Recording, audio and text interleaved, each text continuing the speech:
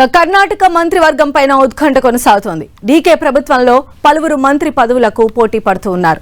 దీంతో మంత్రివర్గ విస్తరణ విషయంలో చర్చించేందుకు డీకే శివకుమార్ హస్తిన వెళ్లనున్నారు. ఇవాళ లేదా రేపు ఆయన ఢిల్లీ వెళ్లి పార్టీ పెద్దలను కలవనున్నారు. కేబినెట్ పైన పార్టీ నేతలతో చర్చించనున్నారు. జూన్ 3న సీఎంగా డీకే శివకుమార్ ప్రమాణ స్వీకారం చేయనున్నారు. అదే రోజు ఆయనతో పాటు 10 నుంచి 12 మంది మంత్రులుగా ప్రమాణ స్వీకారం చేస్తారు. మరోవైపు కర్ణాటకలో సామాజిక సమీకరణాల ఆధారంగా డిప్యూటీ సీఎంలుగా 2 లేదా 4 ఉండే అవకాశం ఉంది. దీనిపై కూడా ఏఐసీసీ పెద్దలతో డీకే చర్చించి నిర్ణయం తీసుకోనున్నారు.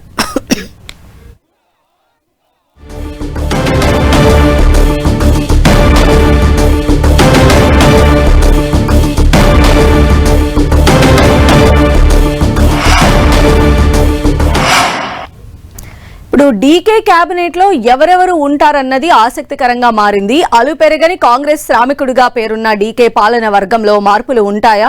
ఒకవేళ ఉంటే ఎవరెవరు ఉంటారు, ఎవరెవరు పోతారు అన్నది ఆసక్తికరంగా మారింది.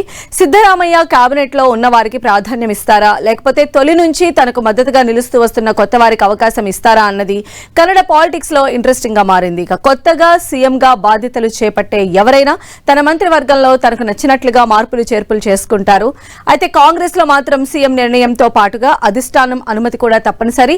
దీంతో కొత్తగా సీఎం బాధ్యతలు చేపట్టనున్న డీకే వర్గంలో కొత్త వాళ్లు ఎంతమంది ఉంటారన్నది ఆసక్తికరంగా మారింది.